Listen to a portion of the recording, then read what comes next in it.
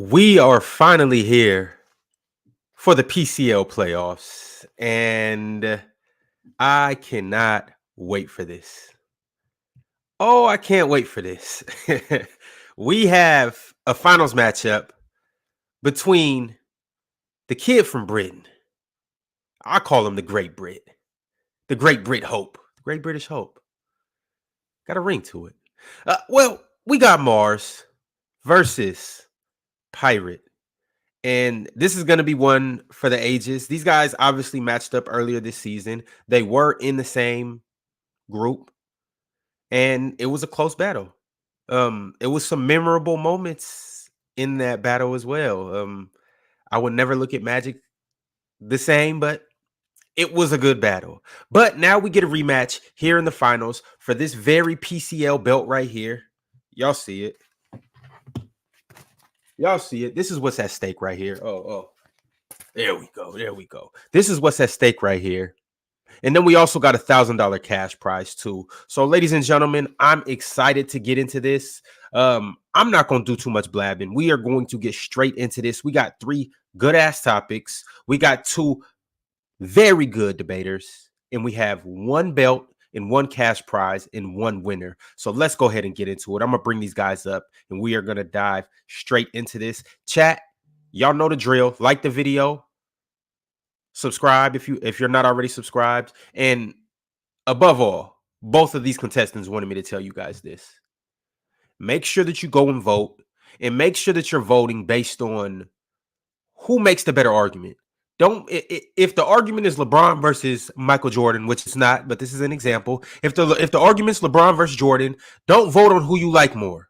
Vote on who made the more compelling points.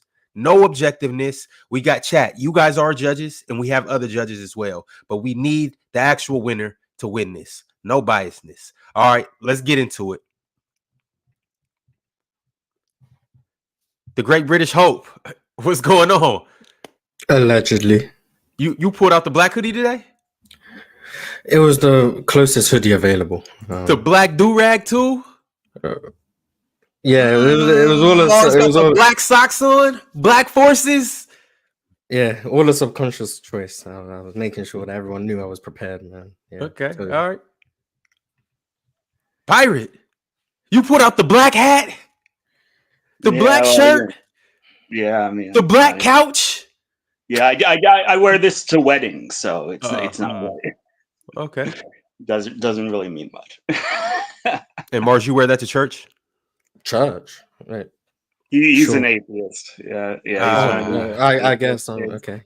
I guess. Meanwhile, I'm rocking the Jesus. So let's see who wins, Jesus or a void of nothingness. Dub Jesus. All right, chat. I know y'all ready for this. I'm ready for this. So we are going to go ahead and get into it. Our very first topic of the day is Shaq versus Steph. Who's more impactful on the basketball court?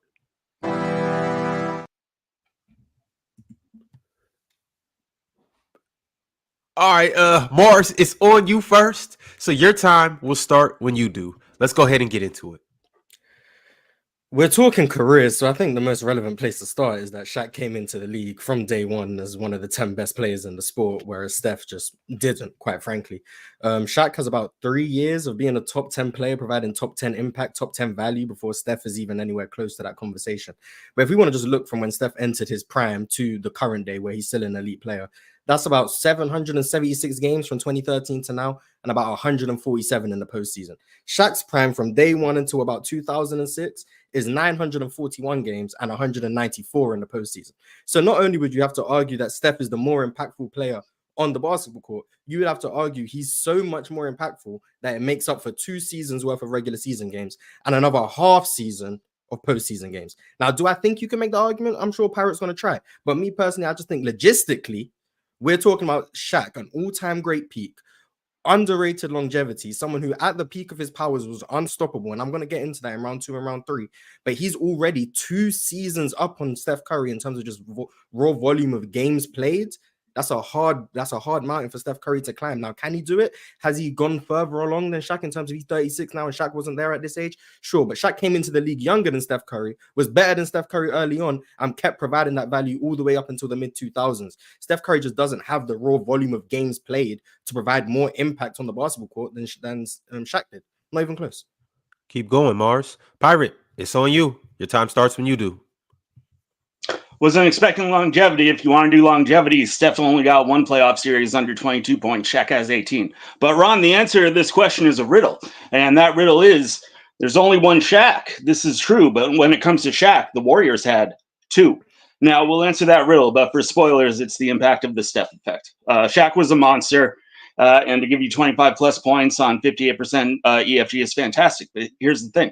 Little Steph at 6'3" gave you the exact same 25 plus points on the exact same EFG of 58%. They're tied for 15th all time. And EFG is a big man stat dominated by centers. But there's Steph tied with Shaq all time. When you factor in free throws with true shooting percentage, a huge chasm emerges. Steph is 6th all time, while Shaq is 69th. And that's not a slight to Shaq. But those in the know that 6th all-time true shooting of Steph explains much of what we saw between 15 and 22. See, Steph's a point guard who put up historic big man volume and efficiency. No guard in history has done that. And to make all the difference, the impact is a whole new world of offensive possibilities. Think of this. Shaq gave you Shaq numbers from Shaq places in the paint. Shaq's scoring radius was essentially 240 square feet. Steph gave you the exact same volume and efficiency from anywhere on the floor, 25 feet and in. That's over 1,200 square feet. Strategically, that's much more difficult for defense to cover and a greater positive impact for Steph's teammates, which I'll detail next round. Now, that trying to slow Shaq down wasn't easy, but it was much more simple. Every year, centers are expected to be 6 to 9% more efficient than point guard. It's back on you, Mars. Round 2. Let's do it. I was gonna save this for round 3, but he went with the raw efficiency straight away. So I want to just talk about how Shaq's impact, also like Steph's, goes beyond the box score. 1000% it does. But when we talk about the conventional ways of spacing, we know Steph Curry has all of that. When we talk about gravity and off-ball movement, everyone goes to Steph Curry instantly. But Shaq had that just in the interior as opposed to the perimeter. When you talk about someone constantly battling bigs, drawing 2, drawing 3 defenders all the time, constantly moving, making sure he gets easy opportunities for duck-ins or turnarounds or anything he may want at the rim, Shaq did that. When you talk about the fact that even when people bring up his free throw percentage, was a big flaw in his game, and it was brought up by Pirate with the true shooting. Yes, Steph Curry's true shooting is high. He's also in a more efficient NBA in total. But when you look at the average half-court offense in 2004, that's as far as we can go back. But this will just illustrate what I'm talking about. The average half-court possession was 0.83 points per possession. Shaq was someone who teams intentionally fouled because they thought a free throw from Shaq was valid. That was a win for them.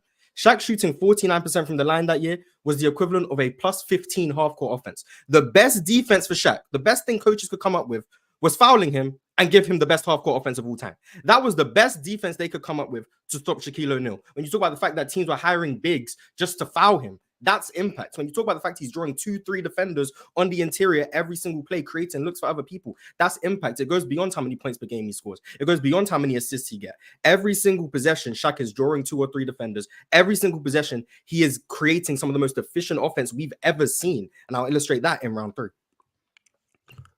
Back to you, Pirate. Let's go.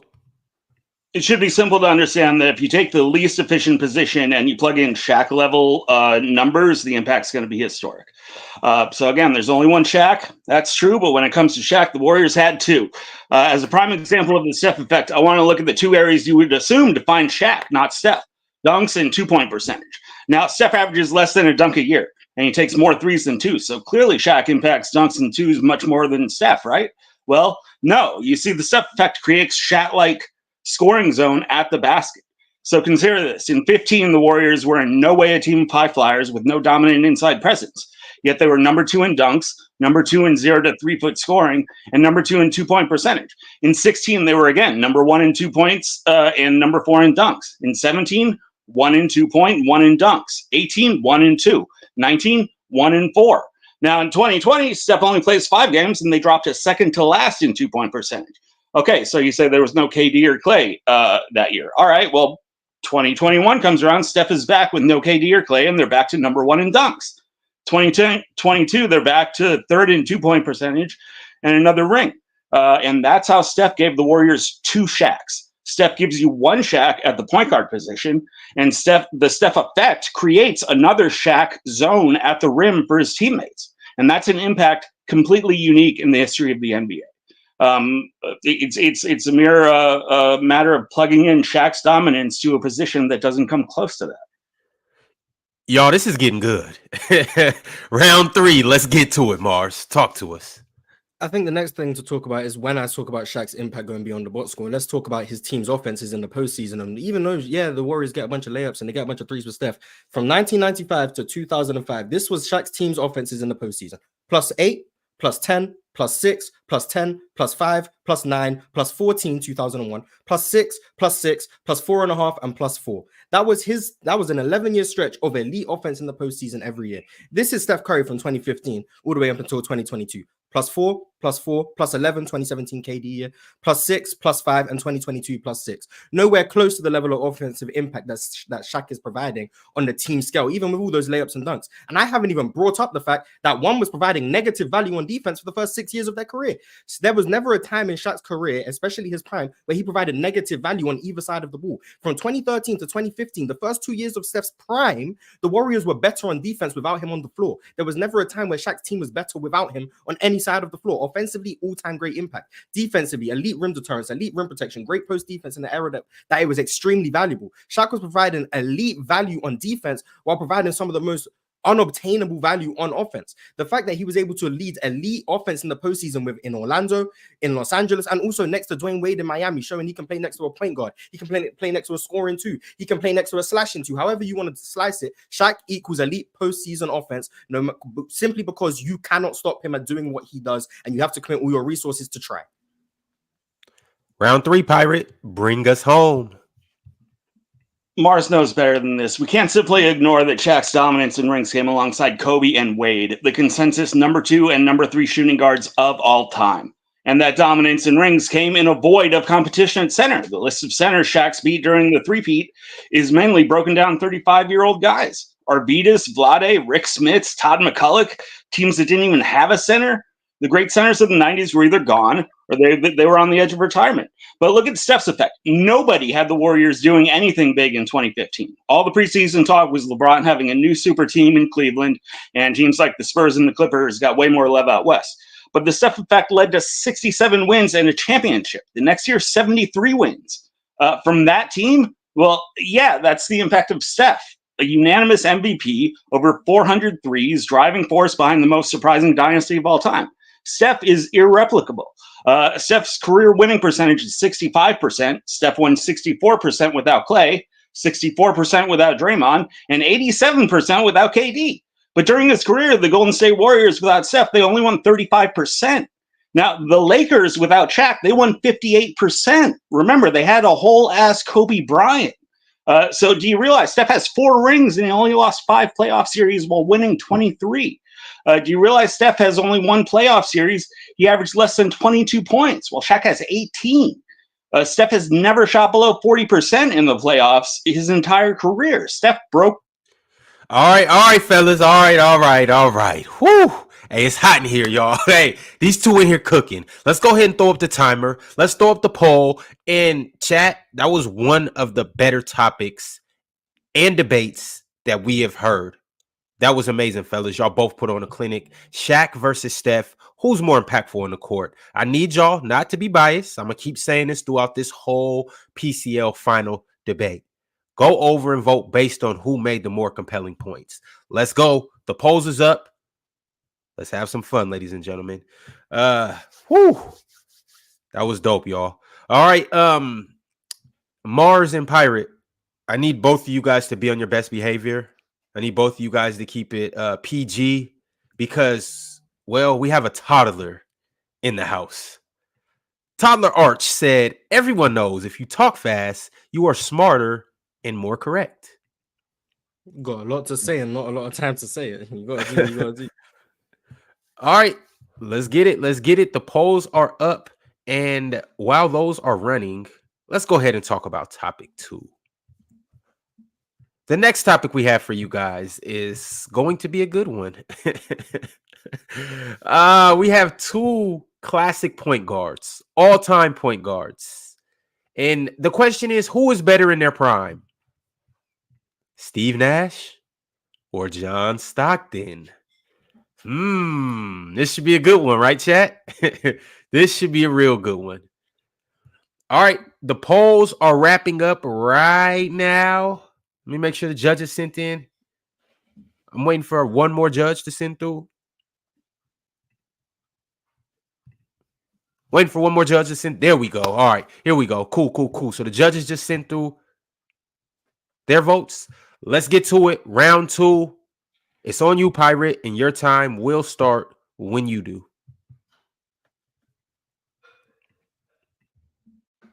Hold on, Pirate. Hold on.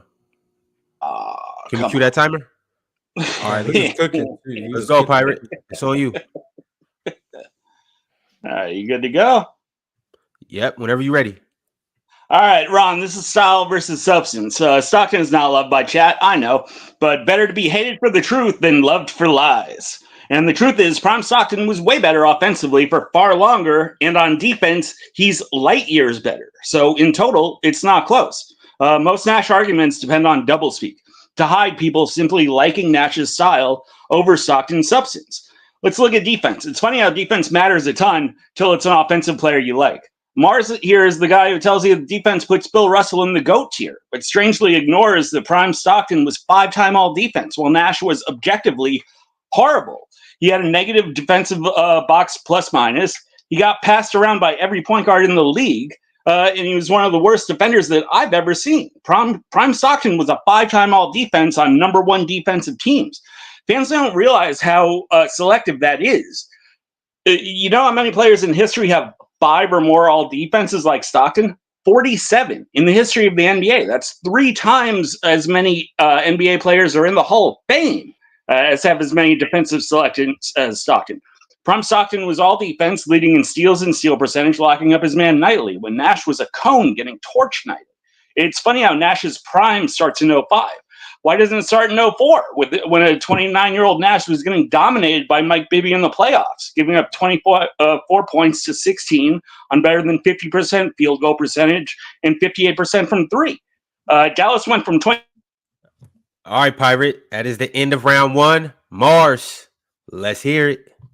I mean, it's no secret that point guard defense when 163 and 161 isn't going to move the needle to the degree when one clears one offensively. It's the same reason we know Steph Curry's better than Chris Paul. The same reason we know Magic Johnson is better than Chris Paul. Even though Chris Paul's the better defender, we understand the large offensive gap out of position that usually doesn't heavily impact his team's defense. John Stockton was really good, but when the offensive gap is as clear as it is with Steve Nash, it's not really a conversation. You said John Stockton was better offensively. That's crazy. Steve Nash from 2005 to 2010 led 6 straight plus 5.5 offenses. And from 2002 to 2010, it was 9 straight with Dirk Nowitzki in Dallas. Of course, Utah's offense has actually peaked when John Stockton did less on offense. When John Stockton did a whole bunch of carrying on offense or a whole bunch of ball dominance on offense, their offenses were bad. From 88 to 91, the only time they had a +4 offense was one time. In the playoffs, they had a negative offense twice. When John Stockton did more on offense, their team was worse. Jerry Sloan decided, we need a Jeff Hornacek. We need Karl Malone to actually take a larger playmaking load, because when John Stockton is leading our offense, it's not very good. Steve Nash was the equivalent of elite offense every single year. From 2005 to 2010, when Steve Nash was on the court, they had a +10.5 offense. When he was off the floor in that time period, they had a -2.9. I want you to know a +10.5 offense is some of the greatest offenses of all time over a 6-season stretch. That level of impact from all-time great to negative offense is something that Jokic doesn't replicate, something that Steph Curry doesn't replicate, something that Kobe Bryant doesn't replicate, something that LeBron James doesn't replicate. So when we're talking about Steve Nash offensively, he's not in John Stockton conversations. He's not, respectfully. He's in the upper echelon of offensive players. So we can put him in John Stockton talks. All right, Mars. It's the end of round 1. Pirate, we are going back to you for round 2. Your time will start when you do. Mars knows that even an old-ass Stockton mirrored Nash's on-off, and they didn't even start tracking it until the mid-90s, so his prime definitely beat it. Look, we need to end this myth. People talk like Nash combined Steph Curry scoring with Stockton's assists, and he fucking didn't. In his prime, he was his team's number 1 assist guy and number 2 to number 4 scorer, just like Stockton. I mean, Jesus Christ. The man averaged 14 points a game. All right. He never got more than 19 points a game. This is a myth that Nash was some scoring monster. All right, and it needs to die. But when Nash does it, he's the engine. He's the greatest playmaker ever. But when Stockton does it, oh, it's easy. He just handed the ball to Malone. I mean, get the fuck out of here. This is the circle of distraction with Nash versus Stockton. You ask, if Nash was such a better playmaker, how come he has so many less assists? They say because he was such a better scorer. So you ask, if he was such a better scorer, then why didn't he score more? And they say, well, it's not just his scoring, it's his threat of scoring that opened up all these lanes to be a great playmaker. So you say, okay, if his threat of scoring was opening up all these lanes, then why wasn't he getting Stockton's assist? And on and on. This is bullshit. Look, researching the subject, watching some of my favorite footage was watching them play head-to-head. They played 22 times when Nash was very close to Mars's prime and Stockton was way past. He was 39, 40 years old. And head-to-head, Nash shot under 40% versus Stockton, an old Stockton.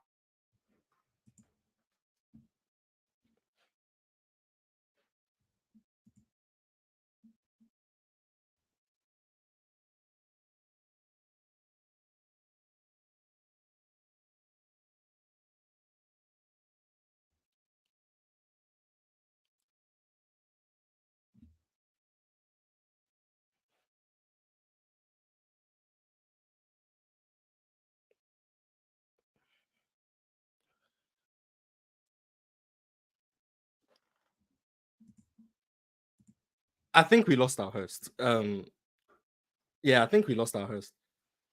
Yeah, Ron, Harry, what happened here? yeah, Well, he hey, froze. Mars, did my full round go through? Yeah, your full round went through, then it went to 0. Ron wasn't able to stop you. So you was muted for like the last 30 seconds when your time was up, but you were still talking. But Ron was Wait, the last, but I got a minute 30 in? Yeah, you got your minute 30. You got your Okay, minute 30. okay. I don't know if I meant to go or just wait for Ron to come up.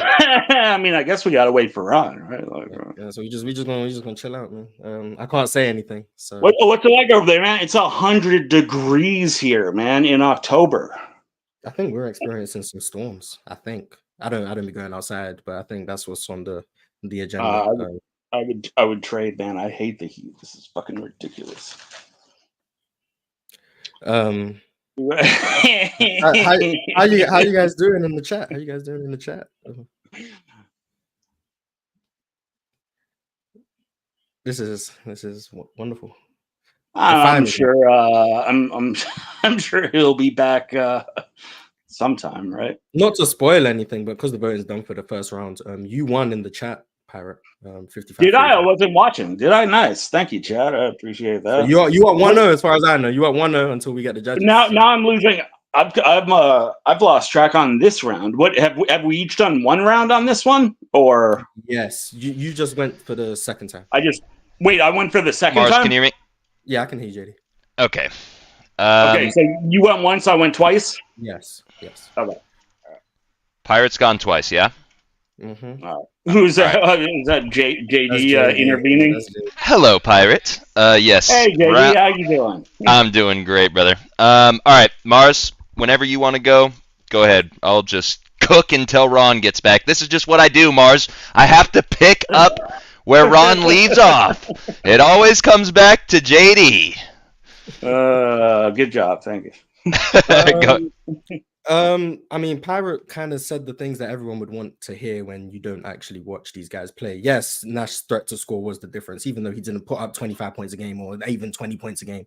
When teams guarded Steve Nash, they guarded him as if he was a threat to score. When teams guarded John Stockton, they guarded him as if he was going to pass, because he did. And even though he was very effective at waiting for the play to materialize and all of those things, I'm of the belief that creating advantages is more valuable than capitalizing on advantages that were created. Steve Nash, thankfully, could do both. When we talk about opening up lanes, it doesn't mean that he's going to get the assist every time, because in an era where illegal defense is outlawed, help defense becomes more common. So hockey assists are more common. Actually hitting guys on the cut and then they make the extra pass for a layup is Steve Nash creating the collapse defense, but he is the one making those plays. So things don't show up on the box score for Steve Nash, but he's creating plays at a level that John Stockton frankly can't replicate. And that's showed in the team offenses. There's a reason why when Steve Nash is there, team offenses skyrocket. It's not because he's putting up 25 and 14 assists. It's because with his his 15 and 11 or 17 and 12 or whatever he puts up, extremely efficiently, might I add, he was always going to lead to great shot quality for his teammates. That's why all of his teammates have their most efficient seasons with him. That's why he is one of the most efficient scorers of all time, like John Stockton is, but he did it while teams were actually guarding him with a threat to score. I go back and watch the 2005 series against Dallas where they dared him to score. And you know what he did? He destroyed them scoring the ball. When Steve Nash is on the floor, offense is so much easier for everyone around him, and it's shown by his team offense, the playoff offense, and his individual offense. It's all shown that offense.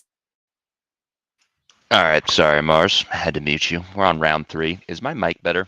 I did not realize that my thing was cranked it with sounds a fine. billion.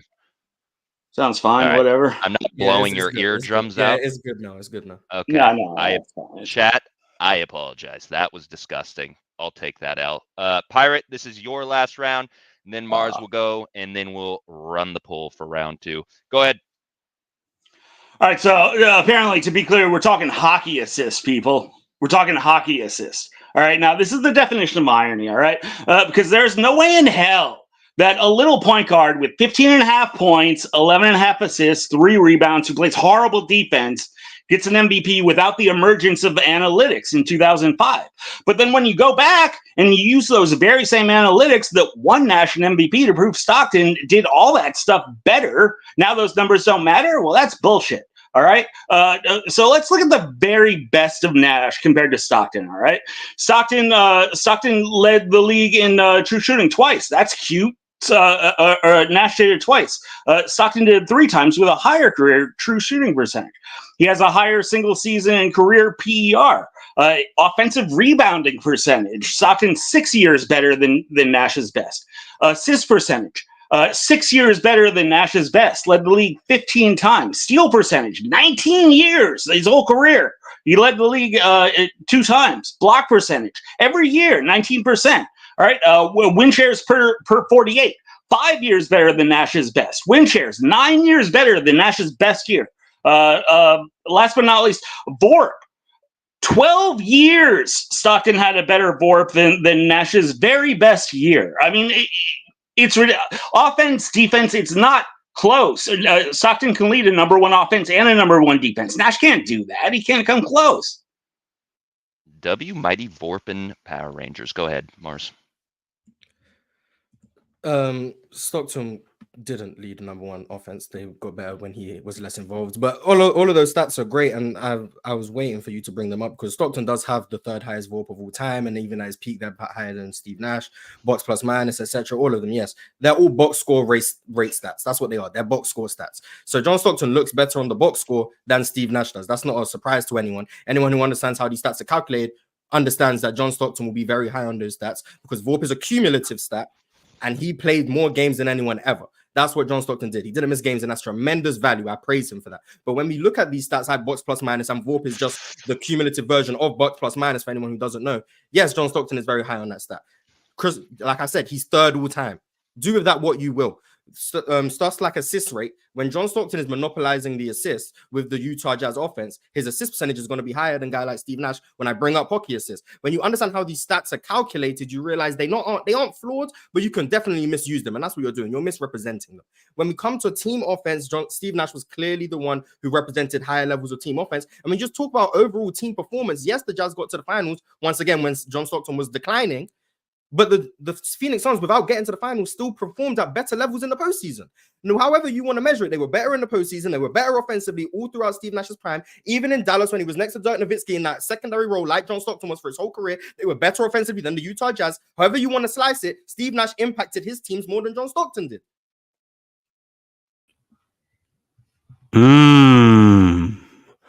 All right, fellas. That was 3 rounds.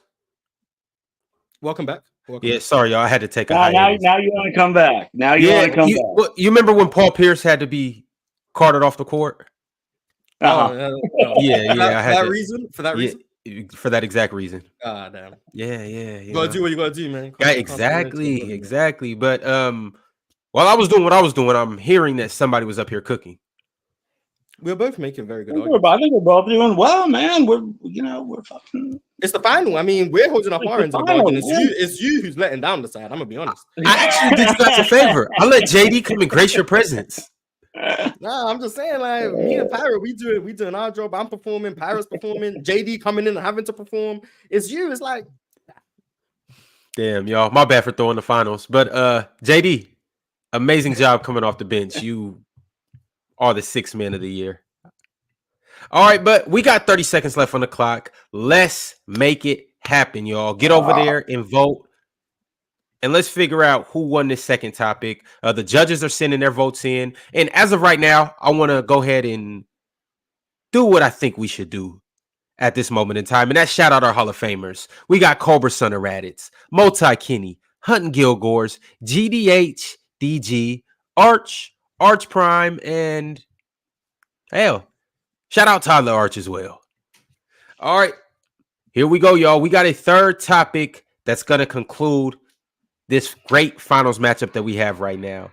And this third topic is the 96 Bulls versus the 99 Spurs. Who was the better defense? Pirate, you went first last round. So Mars, you will go first this round, and you know the drill. Your time starts when you do. Obviously these are two all-time defenses. In the regular season, the Spurs had a negative 7.2 defensive rating, which is elite, all-time great. Negative is good, by the way. And in the postseason, they had a negative 7.9, so they stayed at that level, in fact, even improved. The Chicago Bulls in the regular season had a negative 5.9, so less than the San Antonio Spurs. Remember, this is a lockout season in 99, full 82 in 1996. But in the postseason, where the game elevates, they had a negative 9.4 relative defensive rating. That is the second best relative defensive rating of the three-point era, only behind the 04 Pistons. Surprise, surprise, me and Pyro both wanted that team, but they weren't available, obviously. But I want to talk personnel-wise. Personnel, just Chicago had the better personnel from top to bottom. When you look at Michael Jordan, Ron Harper, Scottie Pippen, Tony Kukoc, Dennis Rodman, the personnel they had, Luke Longley in the middle, 7'2", able to rim protect. The versatility and utility they provided with Phil Jackson at the helm is something that the Spurs couldn't replicate. The Spurs were dominant with elite, all-time great rim protection, spearheaded by David Robinson and Tim Duncan. But the Bulls were able to provide elite rim protection while having elite ball pressure, elite point of attack defense, elite switchability, everything you want from a defense. The Bulls had it. And you know how I know that's true? Because when you look at the 04 Pistons, who do they compare most stylistically to in terms of the personnel they have on the roster? It's the 96 Bulls. Ben Wallace, Dennis Rodman, Tayshaun Prince, Scottie Pippen. These defensive playmakers, these guys who apply elite level ball pressure. The best defenses are the defenses that are able to provide elite utility and versatility in the postseason. That's shown in the numbers with the Chicago Bulls and shown on the eye test. When you are able to play a multitude of coverages at an elite level, you are the better defense because of what you can do in the postseason. Pirate, let's get it. Yeah, no, the best defense got a great front court. So to be clear, this is strictly single season year evaluation, only defense. I believe the Bulls were a better overall team and would win head to head, but that 1 year convergence of two all-time great big men for the Spurs made for a defense that was objectively better with a fundamental higher ceiling than the Bulls defense. I personally have Robinson as the fifth best center and Duncan is the number one power forward. But wherever you have them, everyone knows these are two of the best defensive big men ever. And what they were able to put together that year from game one to the last game of their championship 15-2 playoff run was historically great and better than the Bulls strictly on defense. So let's look at basic numbers. The Spurs had a defensive rating of 95, over more than 7 points and more than 7% lower than the league average. When you crunch the numbers, the Spurs defense outperformed the league 30% better than the Bulls did. They're one of the top 5 relative defenses of all time. And it's extremely easy to see why. The Spurs dominated in every way you would imagine. And in some ways you wouldn't. Robinson and Duncan dominated the paint like nobody has. With their length, quickness, strength, and IQ, it's no surprise that they led the league in blocks, each getting 2.5 a game. And it's no surprise that they led the league in field goal percentage and defensive rebounds. Though the fact that they led the league giving up only 40% field goal percentage is absurd. We're ringing in the new millennium, and the Spurs are holding teams to 40% for a season. That's like 1954 percentages. What may be surprising, the Spurs led the league in 3-point attempts, 3 points made, and number 2 in 3-point. Pirate, you've been muted, my friend. That is the end of your round. Mars is back to round 2, and it's on you. Don't know why I heard about 3-point percentage, but I want to talk about the top 10 offenses that they both played in the postseason. The Spurs played one. It was the Lakers. They swept them, did a great job. The Chicago Bulls played two, the Seattle Supersonics and the Orlando Magic. They held the Orlando Magic 15 points below their regular season performance in the postseason. And I want to bring you guys to that series. Unfortunately, I can't show film. My ass run if I could. But the Orlando Magic were up 64-46 with 6 minutes to go in the third quarter of game 2. You know what happened? The Chicago Bulls locked in on defense. Ball pressure, switching, guarding Shaq, guarding Penny, all over the court, forcing turnovers, forcing missed shots, getting rebounds. The Orlando Magic, number 2 offense in the league that year, made one field goal for the rest of that quarter, and the Bulls ended up coming back and winning. The Chicago Bulls showed a capability of turning up the dial on defense to a level no one could replicate. There's a reason why they are the second best defense of the three-point era in the postseason. Pirates said 30% better in the regular season. I already pointed out the numbers, minus 5.9 to minus 7.2. 30% sounds a lot better than 1.3 points per 100 possessions, doesn't it? It's a nice way to manipulate the numbers, but when I just say, oh, the Bulls allowed 1.3 points more per 100 possessions than the Spurs, it's like, oh, okay, that's not that much. And when you look at the defensive gap, it's substantial. So when I talk about these teams on defense, the utility the Bulls provide, the versatility they provide, alongside all-time great coaching in Phil Jackson, just like Greg Popovich, but his ability to use Scottie Pippen in the middle of the floor, causing havoc, just breaking up plays, being a rim protector, forcing turnovers. The Bulls forced hella turnovers, live ball turnovers, getting steals, getting their hands on every pass. Everything was difficult against the Chicago Bulls. Getting past half court was an achievement when you played the 96 Bulls. That's not the same for the Spurs. Back to you, Pirate. Talk to us for round 2. Yeah, Mars is being disingenuous because he knows that as the league average drops, like in the Spurs year, the differential rises. They were plus 6.8 in the playoffs. It's virtually the same ratio. Now, the 3-point percentage I mentioned was defense, obviously, because we're talking defense. All right, so teams couldn't score inside; they couldn't score outside against the Spurs. So they had the number 1 inside, number 1 perimeter defense. That's absolute dominance every inch. The Spurs were able to lock down every square inch due to their sheer fundamental perfection. And at the heart of that is Timmy. Now, Garnett's my favorite power forward of all time. But I have to admit, Duncan's the best, all right? Defensively, he had more tricks in his bag than anyone. He was a master of so many little things. Watching the tape, the sheer brilliance is eye-popping. One of my favorite tricks he had, I call it the fadeaway block. It's like a fadeaway shot that gains space on an aggressive defender, but Timmy would lean into you, then pull the chair, and when you push back, and try to take a shot in the open space, Timmy, while backpedaling, would just barely tip the ball when it appeared there was no angle there. And that's how they were so dominant. Number 1 in blocks, 40% from the field, 30% from 3. That's defense, while being so clean. They were the dominant defense while being 4th to last in committing fouls, which is unheard of. You can't score inside, you can't score outside, and they aren't sending you to the line. So that's simply you can't score. Compared to the Bulls, they were just fundamentally better, constructed to be an all-time great team. The Spurs were number 1 in all categories you would guess. The Bulls weren't number 1 in any major defensive category. They were great, and Scottie and MJ were great.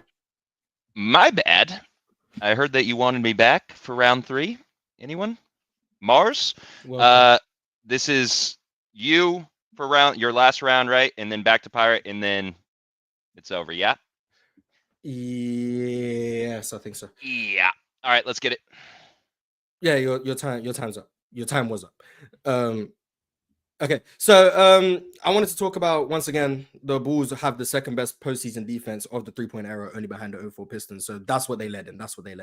But when we talk about this ability to be versatile and the utility they provide, I think one thing that should be spoke about is the Spurs having that negative 7.9 postseason differential is spearheaded by the fact that their best defensive series in terms of relative defensive rating came against the Knicks in the finals, where they held them negative 10.4. So 10 points below their regular season average. That was already a bad Knicks offense, by the way. But one thing that you might not remember, Patrick Ewing didn't play. So their postseason relative defensive rating is heavily bolstered by the fact that one team's best offensive player wasn't in the series. So negative 7.9 probably isn't even that high to begin with, and it's still below the Chicago Bulls. But when you look at what the Bulls had in terms of personnel, Dennis Rodman being able, you hear the story all the time, he could guard Shaq one-on-one. Did he guard Shaq one-on-one the whole series? No. But was he able to body Shaq and force Shaq into situations where the Bulls didn't need to double and compromise their defense? Yes. The ability to have a bunch of defenders who didn't require help is something that the Spurs did not have. The Spurs were built on help. The fact that they had 2 elite rim protectors, they were built and primed to play help defense. The Bulls were a team that didn't need to play help because Ron Harper could hold his own, MJ could hold his own, Scottie could hold his own, Dennis could hold his own, Kukoc could hold his own. They could all hold their own while also being some of the best help defenders of all time. MJ, elite help defender. Scottie Pippen, elite help defender. Dennis Rodman at that time, elite help defender. They did everything and it showed in the postseason.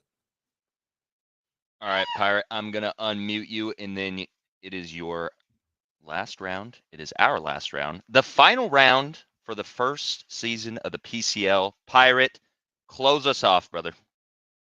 Kukoc could hold his own. Kukoc could hold his own. I mean, come on, man. Yeah, they were fundamentally better with Robinson and Duncan. That allowed the perimeter to play so good. Now, I mean, let's look at what they actually did. All right, 9% of the games they held the opponent under 70 points. All right, 30% of the games they held the opponents under 80 points. All right, the Nuggets they beat 92-61. All right, they held them to 28% from the floor. 0% from 3, 10 blocks. Let's go to the playoffs. You know who could dominate Shaq? Timmy and Robinson could dominate Shaq. All right. In the second round, they swept the Lakers 4-0. It was basically the same roster that went 67 games the next season. They held the Lakers to 41% from the floor, 22% from 3. All right. In game 2, they held them to 76 points. They held Shaq to 16 points. All right. In the first round, they held Minnesota 41% EFG, 80 points for the series, 39% from the floor. In the finals, Portland 4-0, 76 points for the series, 41% EFG for the series. All right, game 1, 76 points. Duncan, 5 blocks. Game 3, 63 points. David Robinson, 7 blocks and 1 steal. They held the team to 24% from the floor in the playoffs. They went 14-2. They were fundamentally just far better than the Bulls. All right, y'all. You know the drill. Cue up the polls, run the time, and we're going to get down to the bottom of who won this highly anticipated debate. Overtime? I mean, if it can't be needed, there's only 3 rounds. I mean, I had fun. I mean, the way that the votes is set up and the way that the judges are set up, I think overtime is necessary. But y'all get over there and vote, though, in all seriousness. Get over there and vote. The time is ticking. We need you guys to decipher who won this round. I got the judges coming through. He froze again. Oh, my God. He froze again.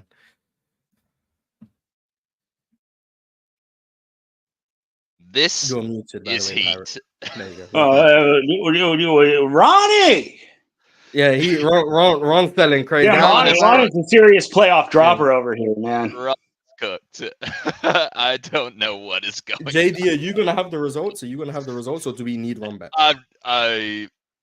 Ron could probably send me the results if he has to. But also, Ron is that guy looking good against the Pistons in like game 39 of the regular season. Then the playoffs come around and he's like shaking in the bathroom, man, like spaghetti all over his shirt. Respect the Pistons. We coming back this year, man. 28 wins.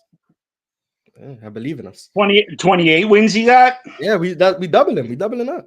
I think that's gonna be hard. I think I might take the under on that, honestly. All right, closing. That's tough. Closing the chat pool. You know what? Selfishly, I might just let the suspense ride until Ron rejoins, and he might not rejoin for an hour. We just never know.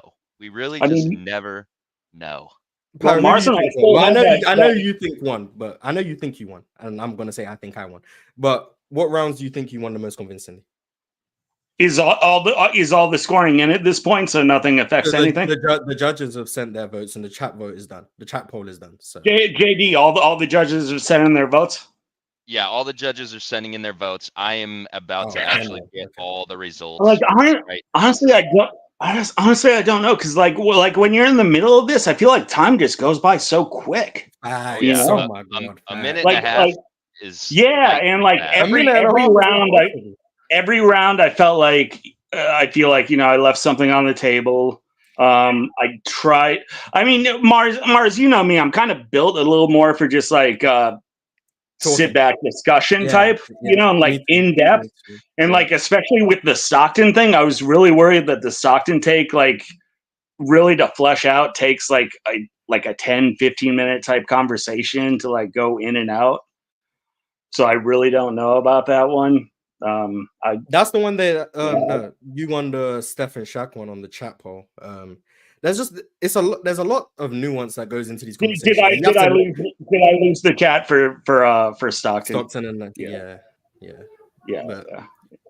I think it's hard to. There's so much I want to say, but then I have to pick and choose what I think is more valuable for the Mars, debate. honestly, Mars, you were disingenuous with your third round. I know you were kind of going off your script with the Borp and the win shares and stuff, but I explicitly was talking year per year.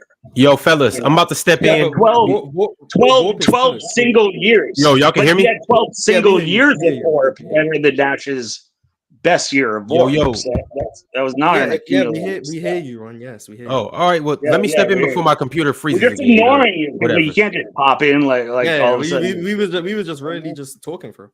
All right, y'all. Tarther Arts chimed back in. He said the British Royal Navy versus the Pirates. Where's white privilege when you need it? Please, pirate, please. Hey man, I can be white too. I mean, I hope some of that white privilege kicks in here. Like, I'll take it. Fuck it. Hey, do what you need to do. All right, here we go, y'all. I'm guessing there's not really much white privilege on PC. These are how the 3 rounds went. We're gonna start with round 3. Our latest round, we had the 96 Bulls versus the 99 Spurs. Who was the better defense? And Mars, you pulled that one out 3-2. 3-2. Damn, that's close. Oof. Okay. In the second topic, we had Stockton versus Nash. Who was better in their prime? And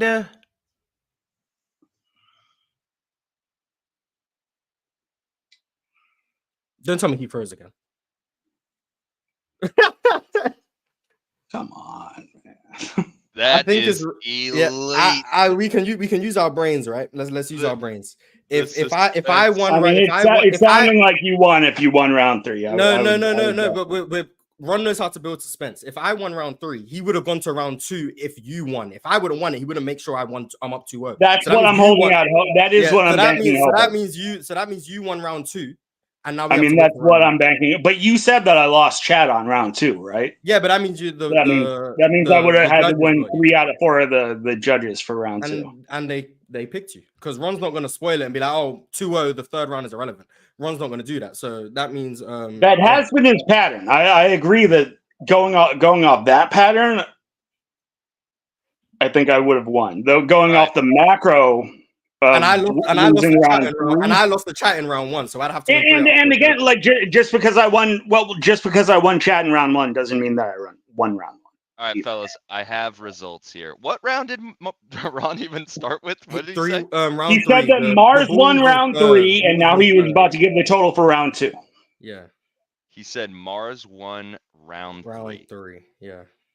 Well, maybe was he lying about round 3? Maybe I won round 3. He is dyslexic, so can you double check on round 3, please? You know what? Give me 1 second. Let me confirm with Ron. Let me confirm. We're just gonna build this suspense. I'm telling you. Based on the logic I'm hearing, I think Pirate won round 1 and round 2, based on just logical thinking.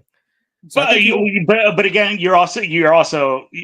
I don't think it's certain that I won round 1, so we don't know. All right. Well, here we go. The chat, so I won the chat, but round 3, Ron already said round 3. That went to Mars. Hello, black screen, Ron. That's heat. And if he's talking, we can't hear him. So anyway, he's cooked. He's cooked. It's okay. All right, I'll do this. Ron, hopefully you could come back. Maybe I'll let you close this out. You know what? Since he started with round 3, let's go to round 2. Round 2. Yeah. That is a 3-2 in favor of Mars. Mars, Oh, you wow. won round Oh. 3. You won round 2. Oh. You also won round 1, 3-2. Oh. Mars, congratulations on so the suspense died. winning the inaugural PCL season. You are in the winner's circle, Mars. If there's any words that you would like to share to all your fans, to the people of PC Nation, what do you have to say for yourself? Well, round 1, I lost on the chat. So unless you think the judges were biased, I defeated bias allegations, I think. Round 2 and round 3, I do think I won those rounds. Pirate was definitely the toughest competition I had. Also, I went up against him twice. I'm a wholeheartedly stand on the fact I think this is right. But if I lost, I would have said I think it was wrong. And I think Pirate's gonna say it was wrong. So I mean, yeah, it was fun. I think the 2 rightful people were in the finals. Have your thoughts on who you think should have won. I'm gonna read the comments. I'm gonna be in the comments. But shout out to Pirate. I'm not gonna be arrogant, but real ones, man. I knew I was gonna win this the whole time, man. I was never in doubt. Oh, No, I'm trolling. It was good. I had fun. All of them were 3-2 as well. So I guess I benefited from very Shaq by close. twice. Yeah, I guess It was very close. I think that we saw the matchup that we were meant to see. This was truly an amazing championship round. Couldn't have gotten any closer. It was, again, by 1 vote, it looked like, from what Ron sent to me. Pirate, I want to also congratulate you on one hell of a run.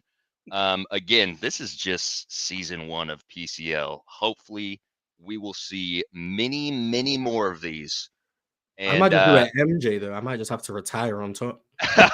nasty. I might have to just do an MJ. Be like, hey, I'm undefeated.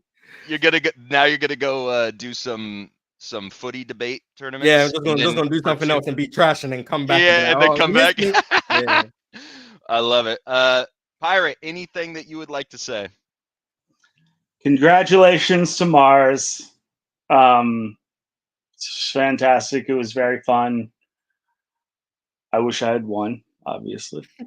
I think I won, but I didn't. So eat it, Pirate. Eat it. You didn't win. Pirate. It was close. Mars won. All congratulations to Mars. He's a fantastic debater. He's a young buck in his prime. I am but an old chunk of coal. And maybe the world just doesn't have room for guys like me and John Stockton anymore. But it was very before I was conceived. You were the one. So hey, we got a super chat from the big dog himself. Player's Choice Dave with the $99.99 super chat says, Mars the big dog. If they want that fade, they can get it. Whoever my money, no alien. I think he meant on. Oh, got you. Okay. Whoever my money's on. Mars. No, congratulations to you too. And also just shout out to everybody who participated in the PCL. Everyone, it was so much fun. I was here for all but I think one of the events because I was unfortunately out of town or something. So I got to see every single battle from beginning to end. It was a ton of fun. Chat, you guys made this incredible as well. If you guys want to see more PCL, please let us know in the comments. Make sure if you have not already, like the video so this can go hit the algorithm and everybody can see what the PCL is. Make sure you subscribe if you haven't subscribed. If you haven't subscribed, what are you even doing, man? But no, this is amazing.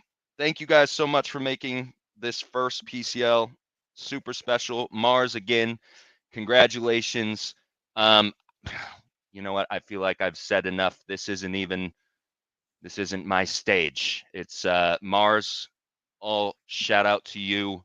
Dave with another 20 piece says thanks to everyone who rocked out. Again, shout out to everyone, man. This was super dope.